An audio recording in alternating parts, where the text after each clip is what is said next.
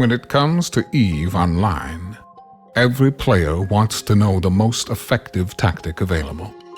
You want to know the meta. The meta controls everything. It determines what will and will not happen. Knowing the meta will alter your views, make you question your reality.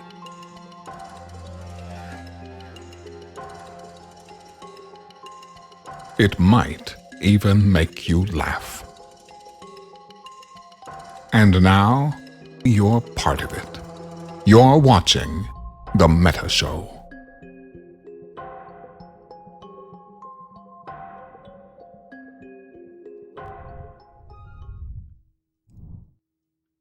Ladies and gentlemen, welcome to The Meta Show. It is March the 9th, 2024. I am Brisc Rubal. I am joined alongside no one today.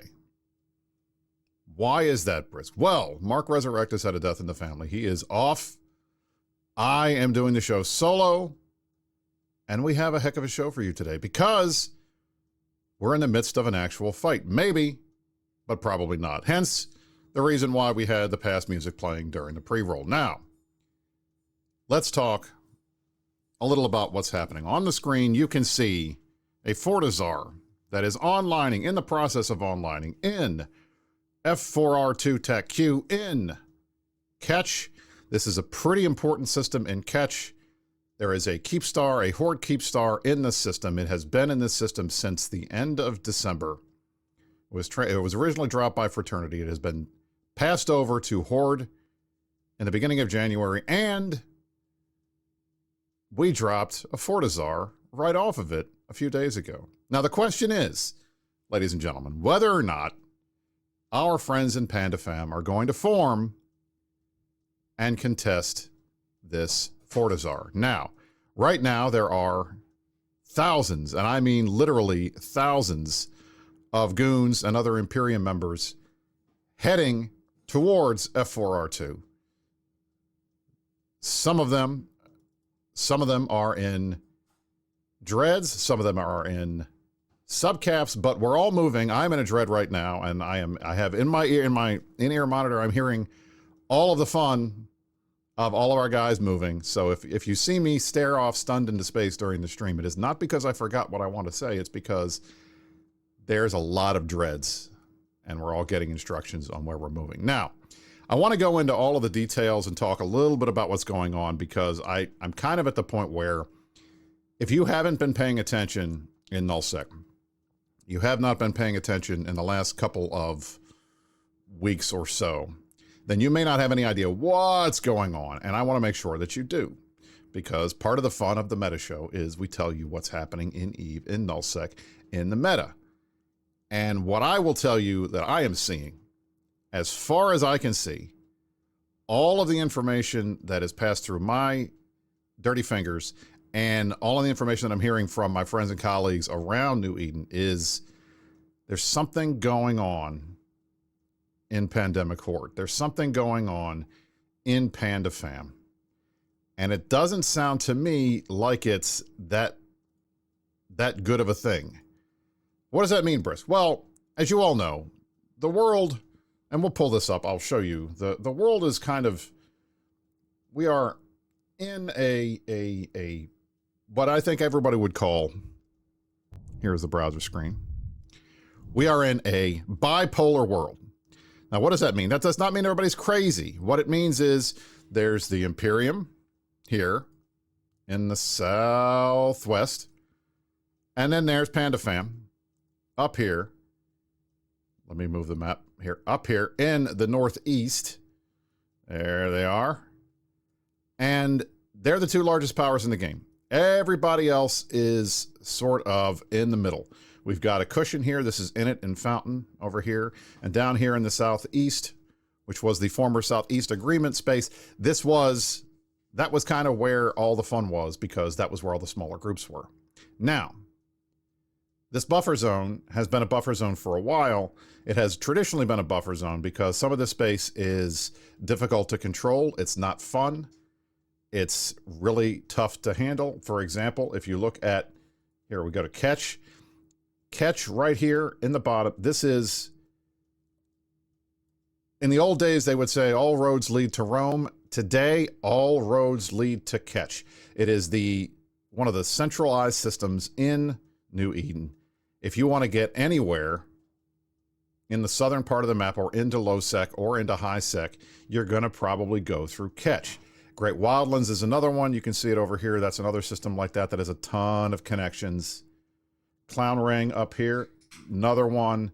But Ketch is one here. I mean, 1, 2, 3, 4, 5, 6, 7, 8 different systems are all connected to Ketch. So what happens? Well, what does that mean? Well, what it means is Ketch traditionally is always having lots of big fights. People don't want to live there because it is a crossroads, and crossroads mean people are coming through. Crossroads mean if you want to use that space to crab and make money and mine moons and mine anomalies and run crab beacons and crab to your heart's content, it's kind of hard because there's constant movement through the system because people are going from their space to other people's space and they're coming through your space, and the result is bad things happen.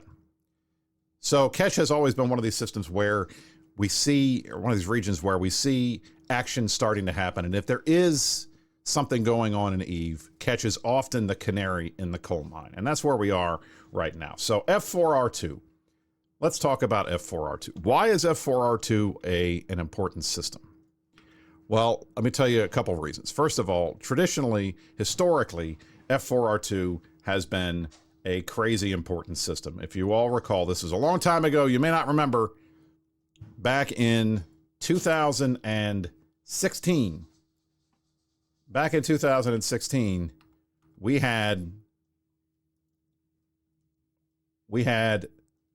uh-oh, my eyes are decloaked. I'm a little nervous.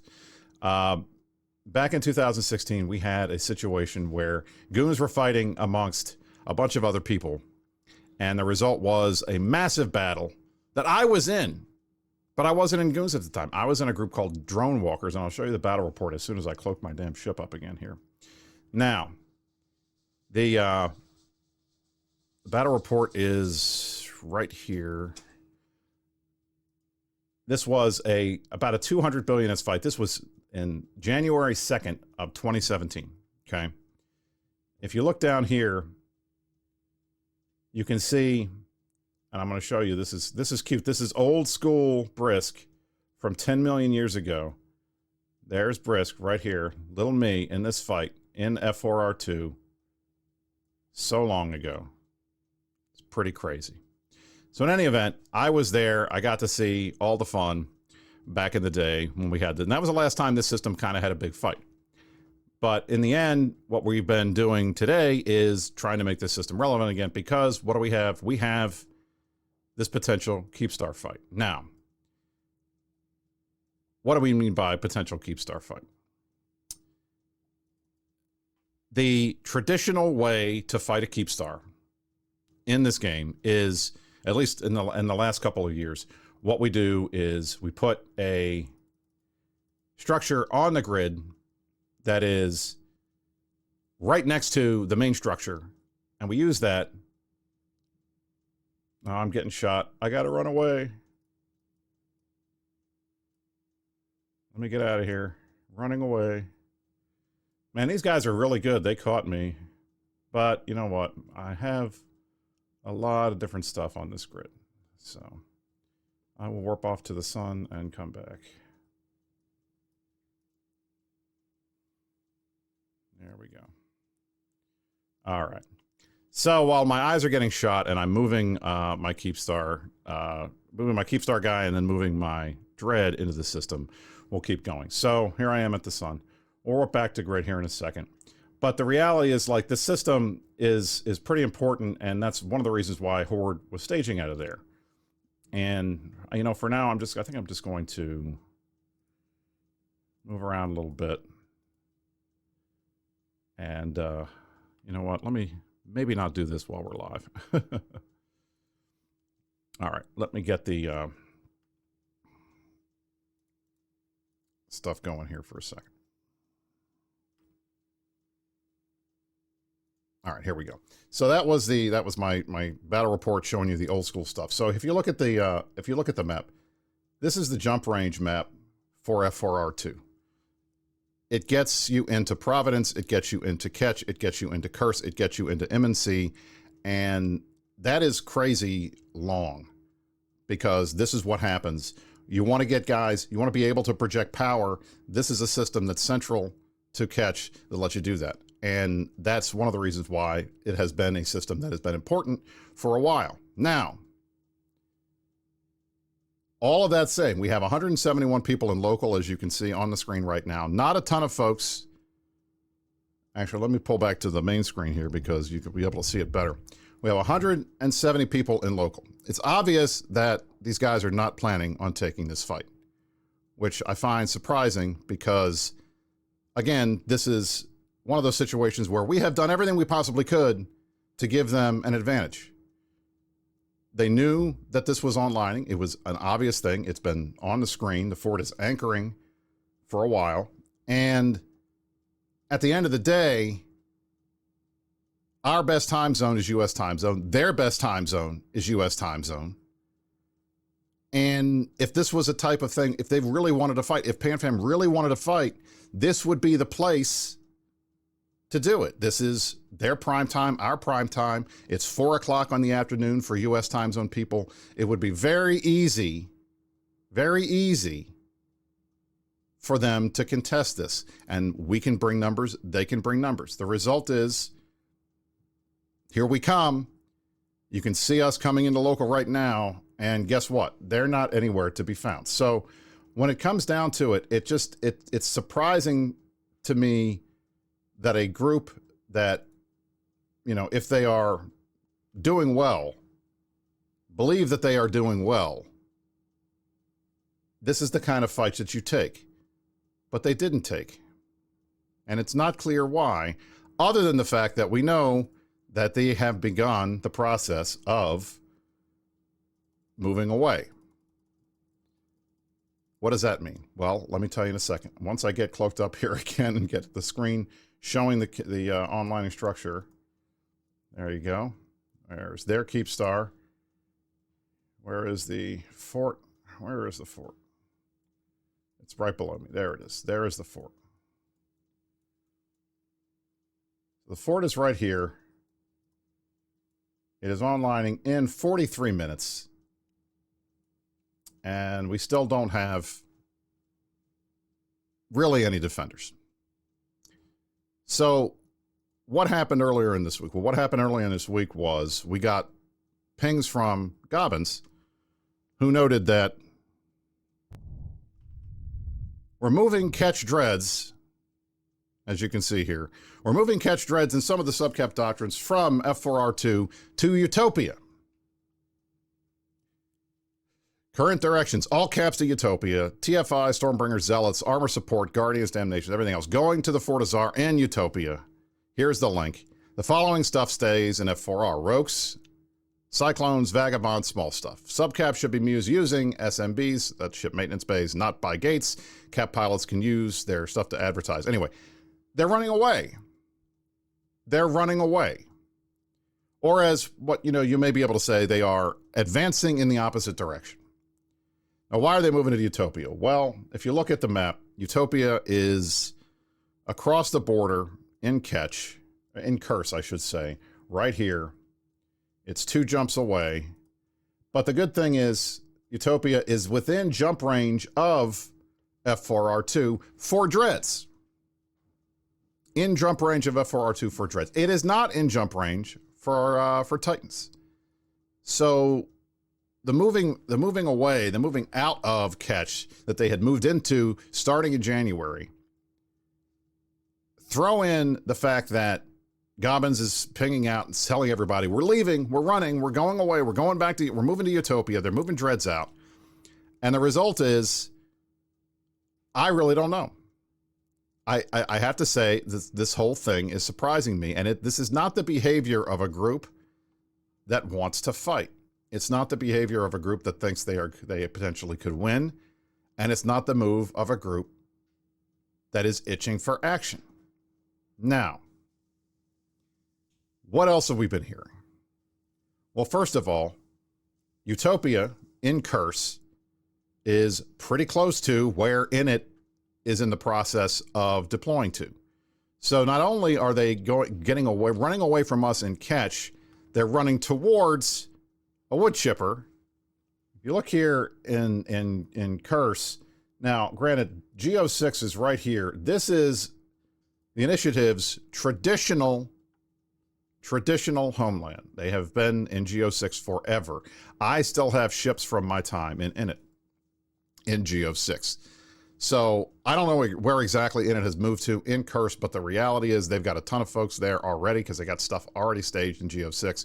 Anywhere they move that's close to Utopia is going to be able to hit them pretty hard. Now, why is Mumble up here? Drop that down. Now, the hard part of running the show by yourself when you're in the middle of ops, it's kind of rough. So thank you guys for bearing with me today. Now, moving to Curse, that in and of itself is a demonstration, I think, of weakness. It's not the kind of thing that you would expect a group that is ready to fight and wants to fight to do. It's just weird. And then second of all, we have been hearing, hello Oz, we've been hearing a ton in the background that our friends on the other side are burnt out. We've been hearing a ton of things that their FC group, their leadership group, has been completely tired out by the constant and utter good work of folks like our boy Alterari, who's in the chat, Arcadia Soul, other members of the Imperium FC team. The result has been they have had to constantly form home defense fleets all the time. And the result has been, guess what? They're burning themselves out. And they're burning themselves out on little things that don't really matter compared to what we would want them to burn themselves out on, which is big fights like the one that they seem to be avoiding right now. Now, this is frustrating to me. I think it's frustrating to you. I think it should be frustrating to everybody. Why? We want to fight. I want to fight. I think the rest of Goons want to fight. The rest of the Imperium, we want fights. Torvald's here. He wants to say, let's have some Titan action today. I wish there was going to be any.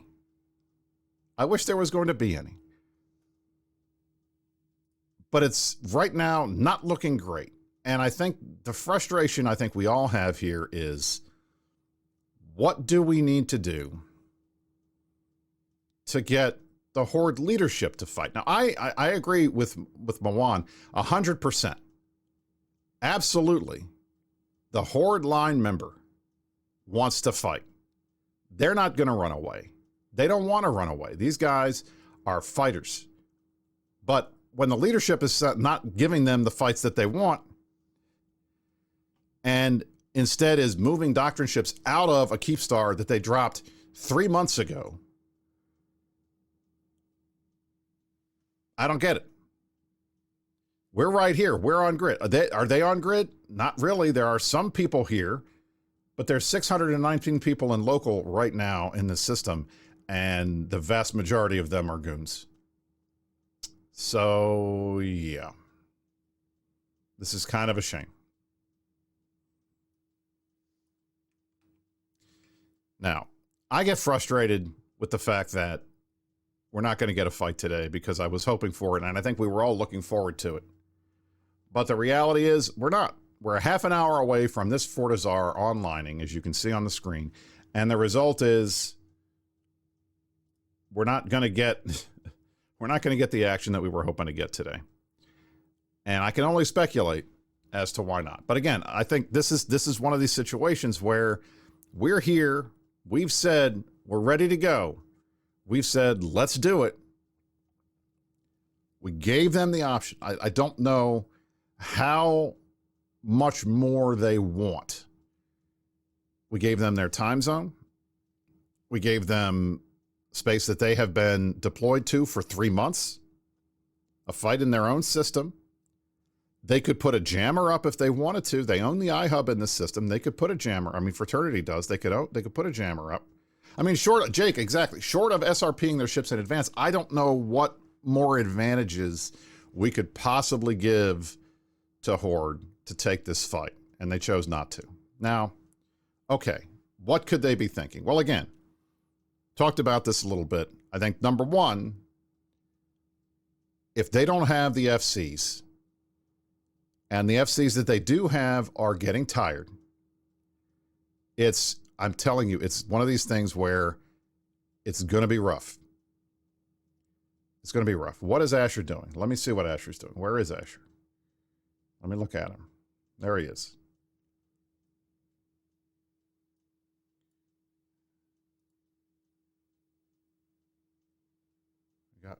We got guys. There you go. Anyway, I don't know what's going on there. I'm not going to pan around too much because as much as I like to look at what's going on, I'd rather not let the bad guys know what we're doing. But here is a bunch of ships sitting right here. Oh, they're shooting the Anciblex. That's what they're doing. Great. That's even better. I love it. They're shooting the Anciblex. Maybe that'll get a fight. I don't know. But at the end of the day, it's one of these things where when the bad guys don't have the FC team ready, when they are not capable of forming up on a Saturday afternoon in the springtime, I don't know. I do not understand what exactly it is. What more can we give you to get a big fight? And I tell you, this system is ripe for a big fight. Like I said, it's been 7 years since the last time there was a big fight here. And if you were a Horde guy, if you look back on that last fight, as we talked about, that was a bad day for the Imperium. We lost 5 supers in 2017. And it was one of the biggest fights of that era. It wasn't BTAC-R sized. And for those, as we mentioned before, BTAC-R was 10 years ago. It's amazing how long ago it was. But this was a 3,000 plus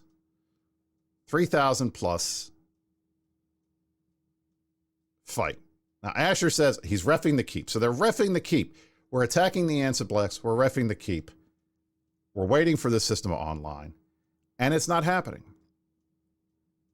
It's not happening. We're not getting a fight. Well, maybe we'll get lucky and these guys will start to rage form. But as far as I can tell, they have not pinged anything in a long time. In fact, they were pinging move fleets as early as this morning. Yeah, it's my old computer. Torvald, there you go. So at the end of the day, what are we going to get today? Well, it seems to me, at least the Imperium is going to get a case of blue balls and Horde is going to get a missed opportunity. Which sucks. It sucks. It doesn't just suck for Horde line members. It sucks for Imperium line members. And it reinforces something that we talked about on the show a couple weeks ago that I get a little frustrated with. And that is in the eve of the last 3 years, we have seen a shocking shift towards the Helldunker blue ball strategy. That is simply, if you are not willing to take a big fight, all you're going to do is just not show up. You'll let folks ref your stuff. They start pushing back. You move forward a little bit. Maybe you scurry. Maybe you do a couple of Sov fights, maybe some Entosis fights. You do all of that. And if they don't want to show up, well, all right, fine, no problem. We'll just run away. And I hate to say it, but this has been one of the things that drives me crazy about the state of modern nullsec. We have gotten to the point where weaponizing boredom has become such a huge thing that we can't stop it. We can't stop it. Now, let me look at the keep, so I'll show you guys the keep being reffed, because that is at least is what is happening right now. Keeps reffed. There's some ships on the front. We got an entire battleship fleet, Leshaks and everything from Goons. A lovely warp in over here. Look at that lovely warp in on the screen. And we're getting a nice warp in from the guys. A nice little square right behind the keep star. There's the keep star, and it's slowly getting reffed. Now, I'm not trying to be incendiary. I'm not trying to bait out Horde here. I'm not trying to be a dick to them. But I have to say, if I can, and I want to speak to the Horde line members that may be watching the show right now, is this really what you want from this game? I mean, is this what you came for? Is this why you play Eve? For move ops and the constant bragging about things that don't matter? I thought it was hilarious. If you guys saw earlier this week, there was a fight. It wasn't a big fight. It was a little fight, but it was a fight in a random system. Let me find where it was, because I have the battle report here. Random fight in a system that didn't matter. All right, I got it. It was in Jawunda and Curse and 1P Tech. Now, Jawunda is one of their staging areas, okay? It's frustrating to me that this is the type of thing that they start bragging about. This was a fight that didn't have to happen, okay? Goons brought 603 ships, and Horde brought 128. They fought outnumbered, 2-1. But let's look and see, you know, as Paul Harvey would say, let's get the rest of the story. Well, here's the rest of the story. These guys were in bar guests, and they dumpstered a fleet full of frigates, hawks, flycatchers. I was in the flycatcher fleet. I died. Let me show you me. There I am, right there, in the flycatcher. I died. They bragged about this fleet. Not only did they brag about it, Gobbins pinged about it, bragging about this fleet of, hey, look at this. The Goon FCs are trying to explain away what happened here. What happened here was we took a fight in frigates. They brought bargists, okay? They brought way heavier ships. Alterari brought in, it was FCs. We're like, fuck it, we're going to fight. And we died. But this is the kind of thing that is the only thing that seems to get any of these Horde guys happy. It's just not making them happy. And I don't understand how it is. I just don't understand how it is that these guys are in the process of, like, how they can brag. How do you brag about something like this? I just don't get it. But they are. And that's what's frustrating to me. Can the Ansem Lex be destroyed? No, it's going to have to, it'll get reffed, just like the Keepstar will get reffed, and we'll have to come back for it later. But I mean, the reality is, why not? Why wouldn't we come back for it? If they're not going to fight here, if they're pulling all of their stuff out, okay, then we can go. Sonra, I can't believe you got rejected SRP for your mind leak in that story. I don't get it. So again, we hand them a set piece battle of the type that could have been a lot of fun, that was coming out of nowhere. Like Weapons Grade says, you lost more ships than ISK. If you can't brag about that, what else? I mean, that's the thing. What else is there? A lot more than this. Brag about fights that matter. Brag about fights that are consequential. I mean, this is nullsec. We're not talking about high sec. We're not talking about low sec. This isn't some faction warfare thing where they see a 40 billion as battle once in 2 months. The real issue is, why are we not getting the big fights when these little fights are the ones that apparently they're willing to take and brag about? That, to me, that's the sign to me. If you have to send and spend time pinging, and I mean, these are morale pings by definition, trying to let the line members know this is what they want. You know, hey guys, you got to fight. This is great. Look, we won. We beat them. And then we even fought outnumbered. Yeah, but it's like, as I noted on Reddit, I mean, when you're talking about bar guests killing flycatchers, you might as well be bragging about how many cockroaches you stomped in your kitchen. You really showed those cockroaches good. It's just not anything I think would be really worthwhile bragging about. So why are you doing it? And why not take the fights? Why not take a fight, a good fight that we're offering? I don't know. So here we are. This is where we are right now. Now, Pink Rabbit brings up a very, very good point. The other thing that we have been noticing and seeing is the constant surrounding of every timer.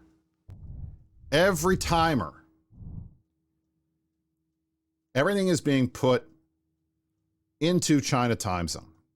Why is it being put into China time zone? Because PandaFam, by definition, has a insurmountable advantage in Chinese time zone.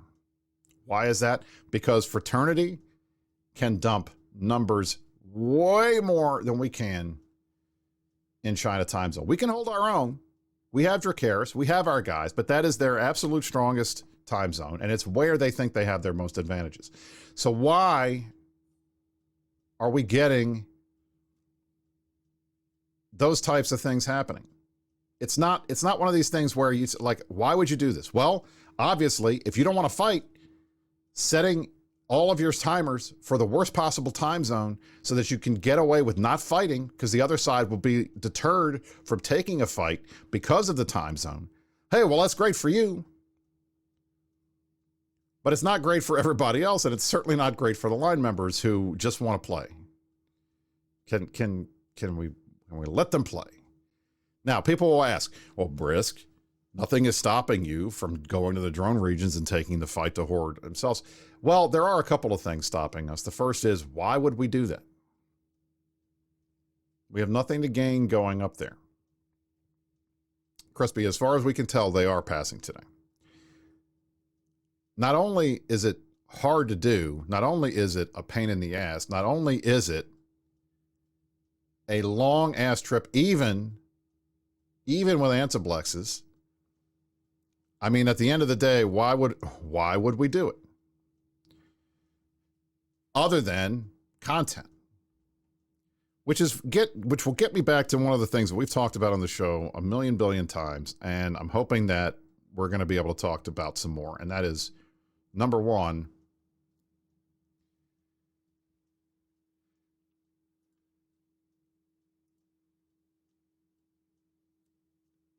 in addition to all of the other stuff we talk about on this show, the problem is the way the game is designed.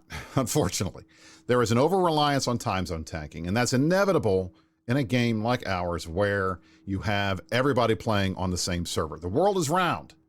People aren't awake all at the same time. Rip Trainer, sorry you're dead, dude. This is one of these things where you got to realize it. Like, the world is round.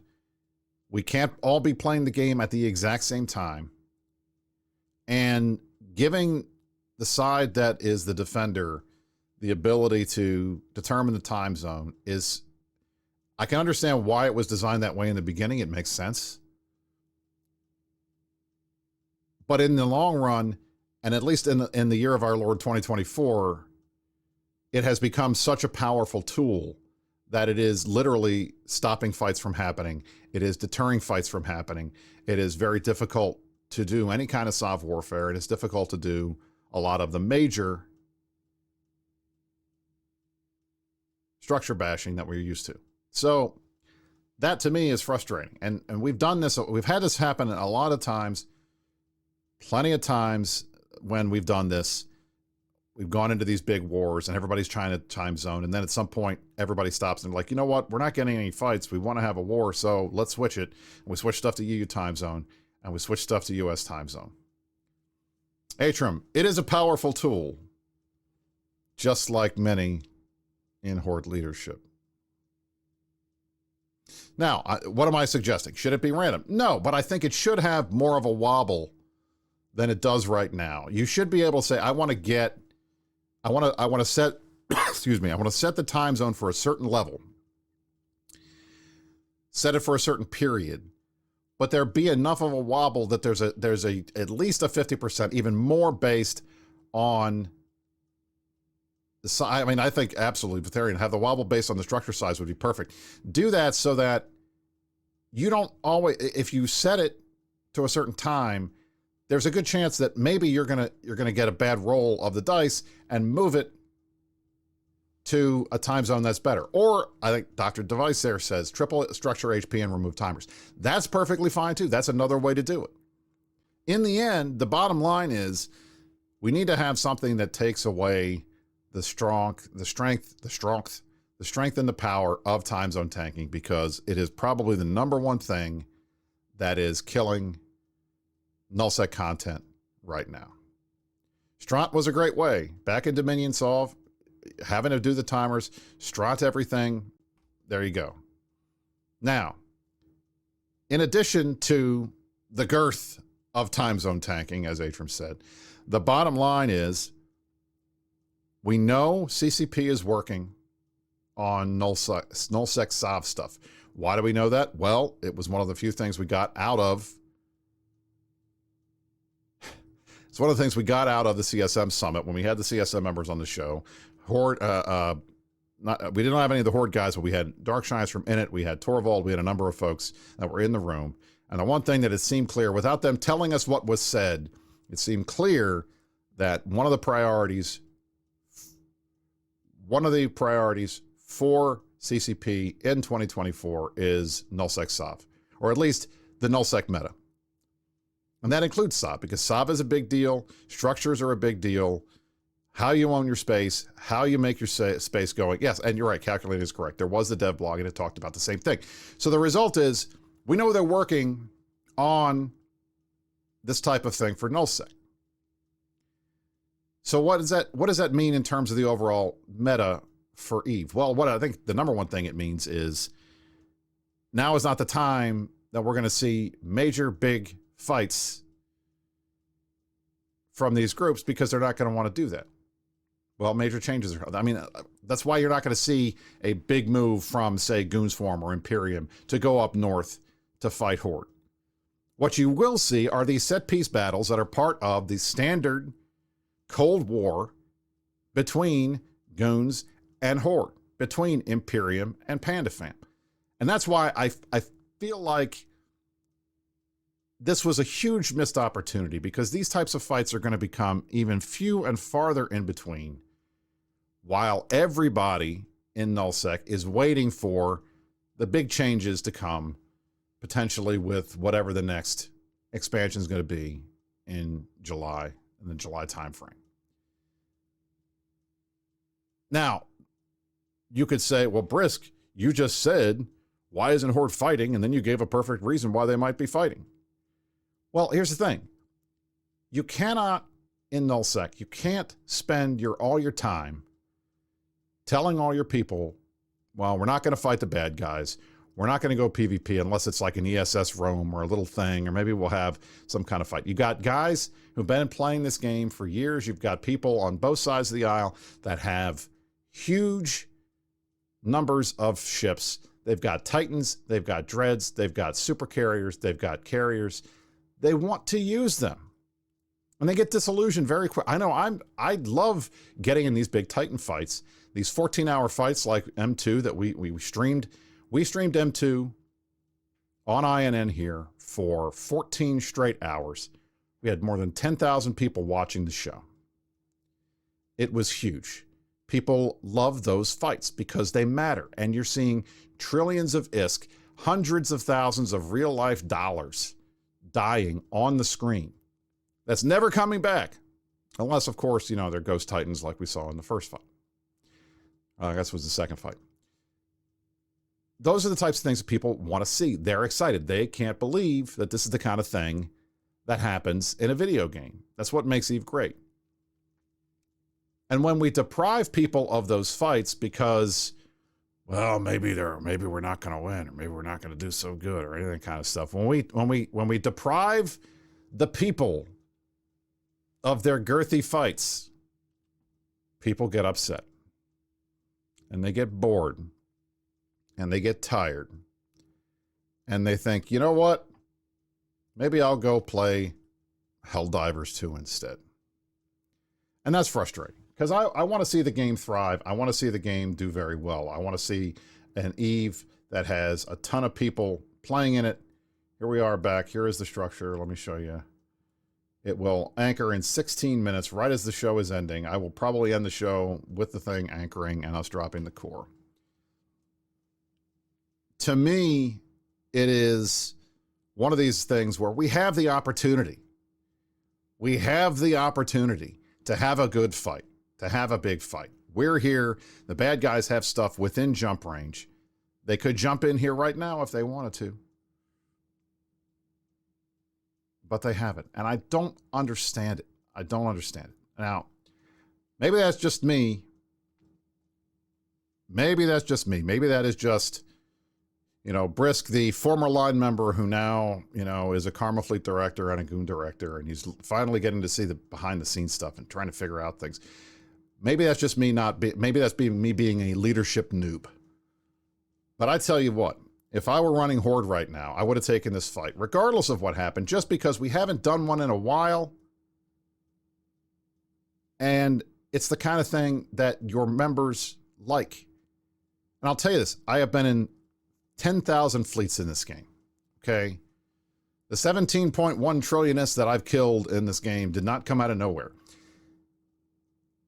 I have never been in a fleet where the FC has said to the fleet, well, guys, we're kind of outnumbered.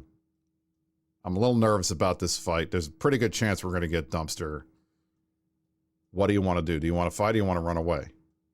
I have never, not one time in 18, well, how many years is it now? 18 years of playing this game, I have never, ever heard a fleet say, FC, I want to go home, I'm scared.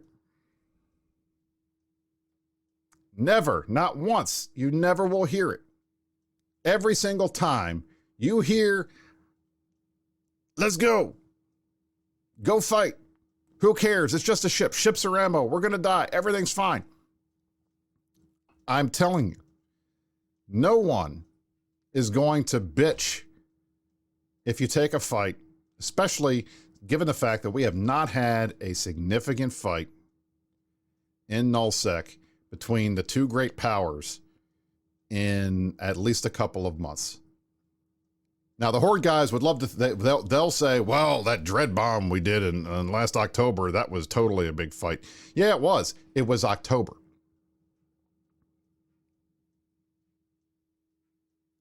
I refuse to believe that Horde is not willing to take a risk by coming in here and fighting our girthy fleets. I refuse to believe that. I don't think there is anyone in there who would be qualified to sit here and tell me that they're scared. Because I don't think they are. I've seen the Horde line members. I've got an ult in Horde. We all do. I've seen Horde line members. They want to fight as much as Imperium guys do. They want to fight as much as the Goons do. So who are the ones that are scared? Well, do I need to say? Do I have to point it out to you? I don't think I do. It's frustrating. Now, YAZP, remember 1DQ, Goons denied content for months? No, I don't remember that at all because we fought every day. That was, for those of you who are not around for Vietnam, I feel bad for you because, man, that was one of the best freaking things we had for months. The bad guys dropped a Keepstar in T5ZI. It was literally next door to 1DQ. We had so much fun. Every day, you go out, you undock, you jump, you sit and gate camp on the T5ZI gate. It was the greatest thing ever. You got fights constantly. You got fights constantly. And you know what? I miss it. I really do. I will say, Vietnam was one of the most stressful time periods in the game. Super stressful, freaked me out, always nervous. But you know what? it was some of the best fun that we've ever had. And I would go back to that any day now. If we could set up a situation where some place, like maybe this Keepstar,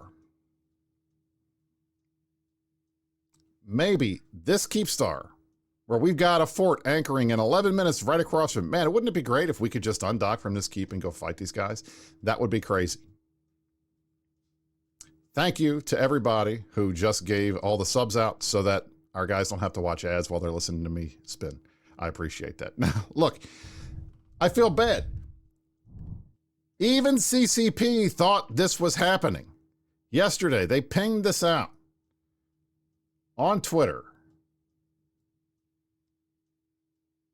They didn't ping this out for no reason.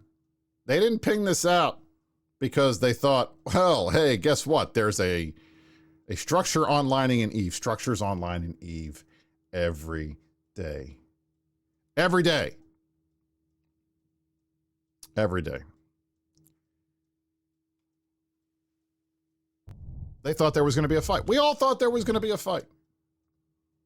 Nobody expected PandaFam leadership to be as weak-kneed as they appear to be. And I'm surprised.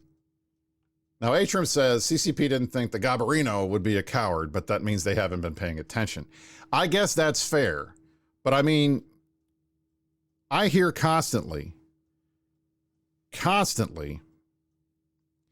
that it's our fault. We need to go invade them.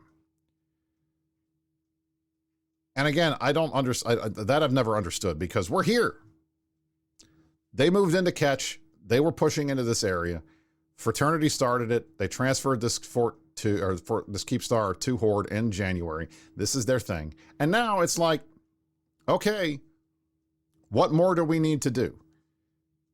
And Chuck, I agree 100%. He says porcupine tactics are so nasty. And they are, because in the end, it's like, what does this get them? Do they get a win from this? Excuse me. Do they get a win? Do they get anything they can brag about? Well, we sure blueballed these guys. Man, we got Brisc to talk for a whole 50 minutes about nothing. You know, and I mean, honestly, I was hoping that I was gonna get to spend an hour or so talking about fighting. I thought we were going to get a chance to talk about fighting.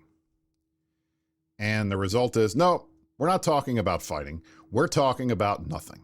Because yet again, we have laid the table.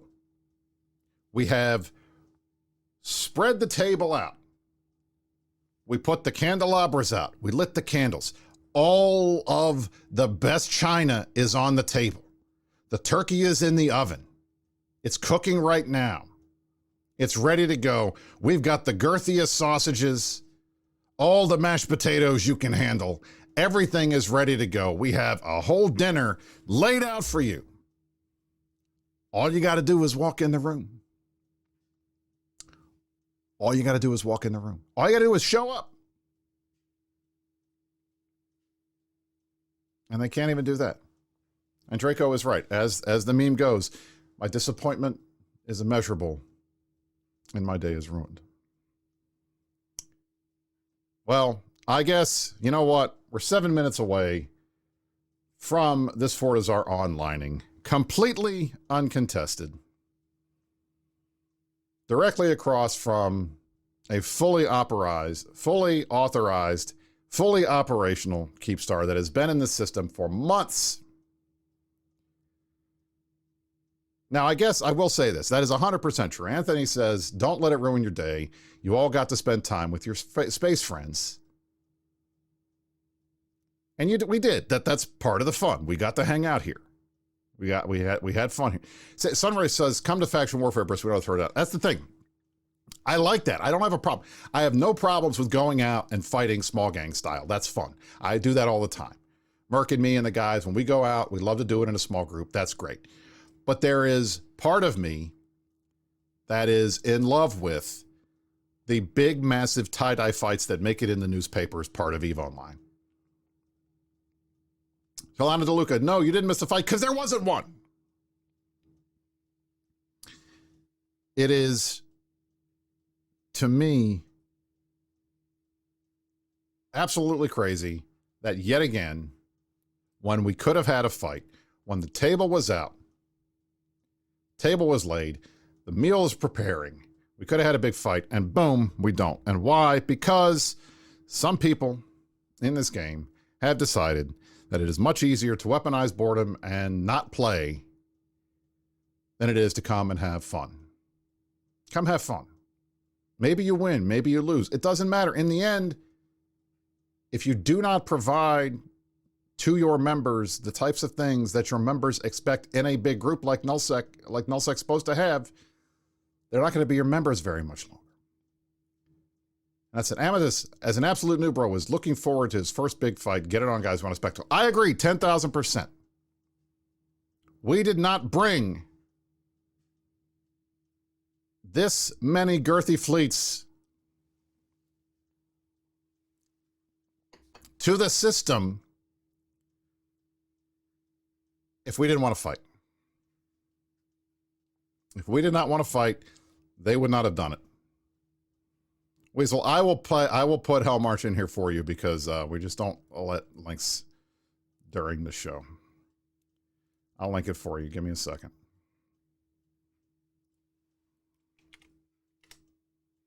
Nope, that's not it.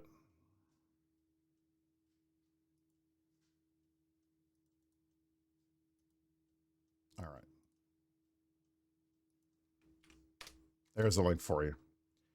And that to me is, it's a damn shame. I get renters just want to rent. People don't want to fight. I mean, it's it. Maybe on the Keepstar Farmer. J55 says maybe on the Keepstar. I mean, that's a good question. That's the thing. I don't know. Like,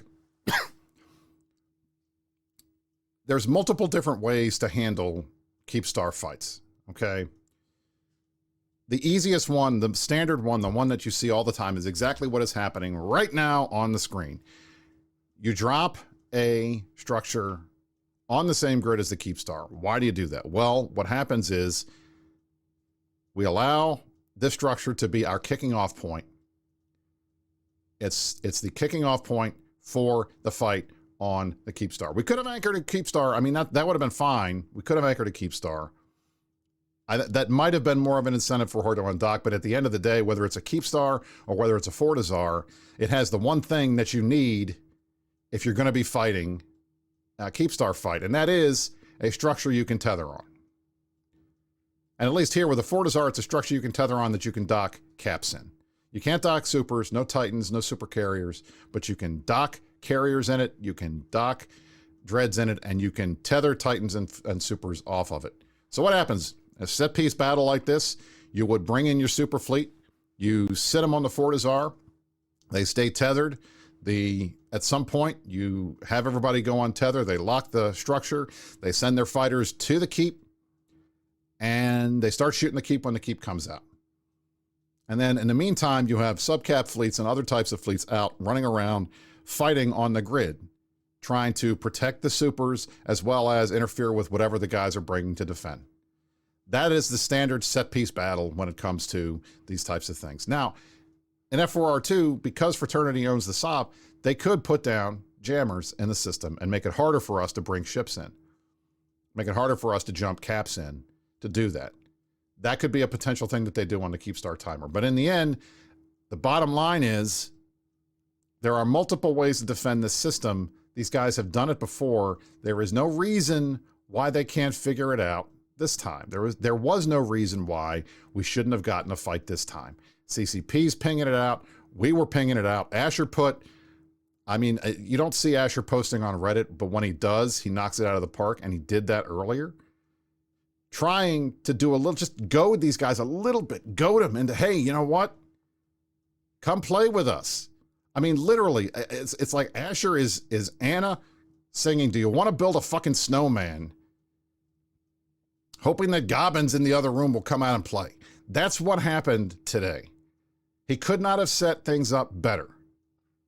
And the result was nothing. We are 1 minute and 35 seconds away from this Fortizar onlining. And it's pretty clear to me that this is a victory for the Imperium, a small one, but a victory nonetheless. But man, it's a big loss for everybody in EVE, because this could have been a big fight. It could have been fun. We could have had a nice juicy stream, a nice girthy stream. We're up to 752 people. We could have doubled those numbers because people like to see big fights. I said girthy again. Drink, everybody. It all was there. Every little bit of it was there. And the result? Nothing. I'm kind of happy Mark's not here. I'm kind of happy that Mark's not here. I'm kind of happy that Mark is away. Now, I'm not happy that for the reason why he's away, because obviously no one wants to see a death in the family. But I am very happy that Mark is away, because I don't like it when the wormholers see us with our pants down. And that's kind of what this is. This is nullsec proving yet again and reinforcing some of the concerns that a lot of people have. I love the fact that Girth Brooks is now following. That's wonderful. Welcome. I love your music. This is the type of thing that you would expect. Now, here we go. Structure's onlining now. It's low power, core absent. We got another 15 minutes and then it's done. I cannot believe, for the life of me, that we had the opportunity for a good fight and the other side said no. It's a shame, but it's what happened. And unfortunately, I don't predict, and I can't predict when the next big fight's going to be. Could it be on this armor? Could it be on an armor timer on this Keepstar? Maybe. Could it be some other thing we're not paying attention to? Maybe. I don't know. But at the end of the day, what could have turned into one of the girthiest fights in the last 5 or 6 months turned into not even a wet fart. It's kind of a dry, squeaky one. That's a shame. All right. Anyway, next week, Meta Show next week. Mark will be here. We will be doing another wormhole show. I will be on vacation. I hope that I at least was able to get you guys drunk on the show, because God knows there's nothing else happening. So hopefully that kind of took some of the sting out of it. Next week, Mark will be on the show. I assume he's going to be on the show. I will wait to hear from him. I think we're going to do the show. I'll be back the week after. We'll have a regular show then. Hopefully, maybe, someday, we'll get some fights and we can do something good during the show. But today was not that day. Ladies and gentlemen, on behalf of INN, thank you for watching. As always, you are the best audience in EVE Online. Thank you for tuning in to the most watched, longest running EVE talk show of all time. I'm Brisc Rubal. This is the Meta Show, and you stay girthy, New Eden.